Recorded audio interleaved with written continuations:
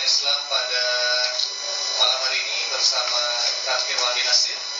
Tadi sudah disampaikan oleh Ustaz bagaimana kita menghadapi ujian bermasyarakat atau berinteraksi dengan orang lain. Ada 3 poin. Yang pertama, lama diawak katuju di orang. Iya. Ini baru pertama tadi ya. Iya, itu pertama. Baik. Kita lanjutkan poin selanjutnya kepada Ustaz Fadl. Terima kasih Ustaz Fajri. Bapak Ibu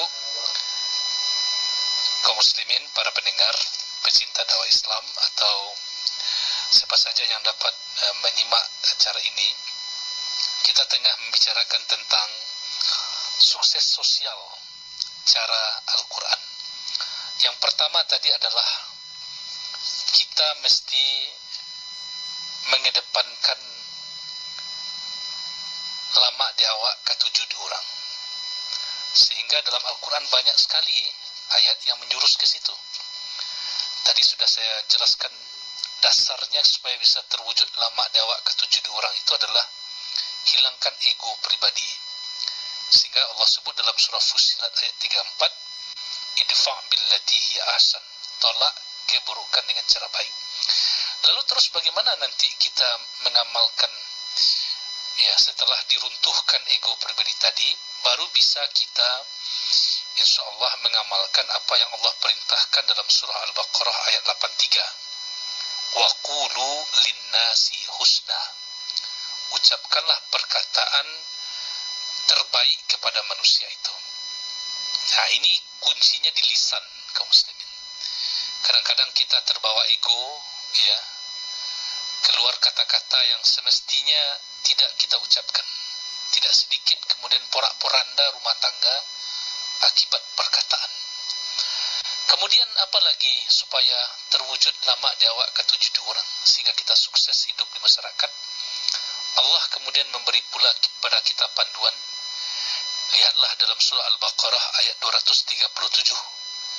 Wala tansawul fadla bainakum. Jangan kalian saling melupakan jasa baik.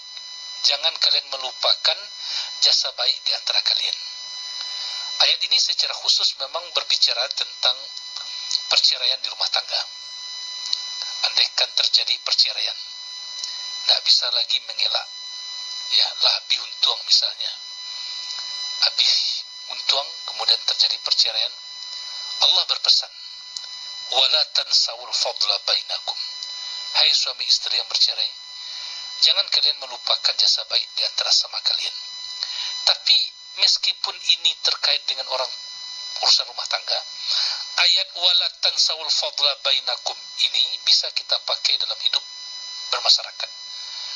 Di rumah tangga, di masyarakat, jangan lupakan kebaikan orang lain. Nah, ini kadang-kadang tidak bisa kita mengamalkan lama diawak ketujuh orang itu, Ustaz Fajri, ketika kita mudah melupakan jasa baik orang. Betapa banyak orang kadang-kadang mengurut dada apa-apa ibu. Sangkiknya lunado le. Sangkik lunado kerajo le. Ambo menampuang itu. Contohnya, ambo mencerin kerajo, ambo menampuangnya, ambo magia makan minumnya, jodoh-jodoh, jobini itu ambo mencariin tu mah. Kini nyolah sukses di jalan tak bersapu awak. Kan ada seperti itu Bapak Ibu kaum muslimin.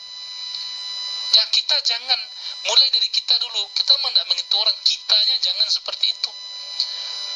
Ingat-ingat jasa baik orang. Apalagi kita beradik kakak Bapak Ibu, kita berdunsanak.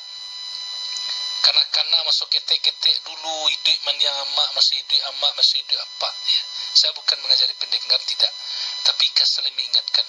Waktu ketek-ketek dulu makan bersama-sama, talua cie dibalah 7 ada orang tua, disapian disuapkan kepada kita. Bakok adalah gadang, adalah tua-tua, kok kadang-kadang berpecah. Ingat jasa baik. Nah, kemudian yang ketiga, ini belum masuk yang poin 23 nih, masih yang pertama tadi, supaya lama cara mengamalkan terwujud lama diawak ketujuh orang tadi. Ya, runtuhkan ego dulu. Setelah runtuh ego, baru bisa kita berkata dengan perkataan terbaik. Kemudian tidak merubahkan jasa orang lain. Kemudian ada lagi satu lagi, surah At-Taubah ayat 91. Ya, ma'alal muhsinina min sabil. tidak ada jalan untuk menyalahkan orang lain. Kalau orang lain itu sudah berbuat yang baik, jangan cari-cari kesalahan orang. Nah, ayat ini turun ya, surah At-Taubah ayat 91 ini sekaitan orang yang ingin berperang, ikut bersama Rasulullah pergi jihad, tapi dia sakit. Ada yang sakit, ada yang tua, ada yang tak punya biaya. Lalu minta izin kepada Nabi, tak bisa kami ikut ya Rasulullah, padahal hati kami mau. Allah berikan izin. Tapi kemudian Allah ingatkan kepada Rasulullah, ma'alal muhsinina min sabil. Tak ada jalan untuk menyalahkan orang baik. Kalau di rumah tangga kita amalkan ini kaum muslimin.